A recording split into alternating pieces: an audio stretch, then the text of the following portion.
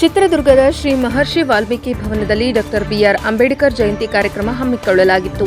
ಜಿಲ್ಲಾಡಳಿತ, ಜಿಲ್ಲಾ ಪಂಚಾಯಿತಿ, ಸಮಾಜ ಕಲ್ಯಾಣ ಇಲಾಖೆ ಹಾಗೂ ನಗರಸಭೆ ಸಹಯೋಗದಲ್ಲಿ ನಗರದ ಶ್ರೀ ಮಹರ್ಷಿ ವಾಲ್ಮೀಕಿ ಭವನದಲ್ಲಿ ಡಾಕ್ಟರ್ ಬಿಆರ್ ಅಂಬೇಡ್ಕರ್ ಜಯಂತಿ ಕಾರ್ಯಕ್ರಮ ಆಯೋಜಿಸಿದ್ದು, ಶಾಸಕ ಕೆಸಿ ವೀರೇಂದ್ರ ಪಪ್ಪಿ ಅವರು ಕಾರ್ಯಕ್ರಮದ ಅಧ್ಯಕ್ಷತೆ ವಹಿಸಿ ಮಾತನಾಡಿದರು.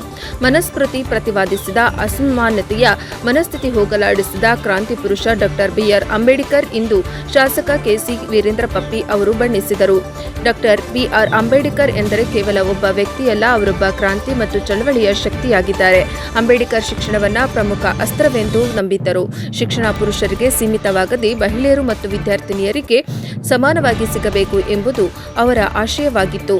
ಅಂಬೇಡ್ಕರ್ ಅವರನ್ನು ಕೇವಲ ಒಂದು ಸಮುದಾಯಕ್ಕೆ ಸೀಮಿತಗೊಳಿಸುವುದು ಸರಿಯಲ್ಲ ಎಂದು ವಿಷಾದಿಸಿದ ಶಾಸಕ ಕೆಸಿ ವೀರೇಂದ್ರ ಪಪ್ಪಿ, ಅಂಬೇಡ್ಕರ್ ಅಂದರೆ ಅದೊಂದು ವ್ಯಕ್ತಿಯಲ್ಲ, ಅದೊಂದು ಕ್ರಾಂತಿ ಮತ್ತು ಚಳವಳಿ. ಅಸ್ಪೃಶ್ಯತೆ ಎಂಬ ಅಸಮಾನತೆಯನ್ನು ಹೋಗಲಾಡಿಸಲು ಅವರು ತಮ್ಮ ಇಡೀ ಜೀವನವನ್ನೇ ಮುಡುಪಾಗಿಟ್ಟಿದ್ದರು. ಅವರು ದೇಶದ ಪ್ರತಿಯೊಬ್ಬರಿಗೂ ಮತ್ತು ಎಲ್ಲ ಸಮುದಾಯಗಳಿಗೂ ಸೇರಿದ ನಾಯಕರಾಗಿದ್ದಾರೆ ಎಂದು ಶಾಸಕರು ಸ್ಮರಿಸಿದರು.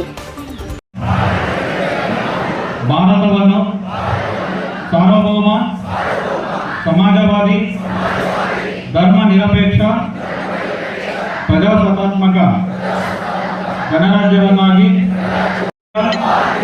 ಮತ್ತು ರಾಜಕೀಯ ನ್ಯಾಯವನ್ನು, ವಿಚಾರ, ಅಭಿವ್ಯಕ್ತಿ, ನಂಬಿಕೆ, ಸಮಾನತೆಯನ್ನು ದೊರೆಯುವಂತೆ ಮಾಡುವುದಕ್ಕೆ ಮತ್ತು ಸಮಗ್ರತೆಗಾಗಿ ಎಲ್ಲರಲ್ಲಿ ಭ್ರಾತೃತ್ವ ಭಾವ ಮಾಡಿ ನಮ್ಮ ಸಂವಿಧಾನ ಸಭೆಯಲ್ಲಿ 1906ನೇ ದಿನದಂದು ಈ ಸಂವಿಧಾನವನ್ನು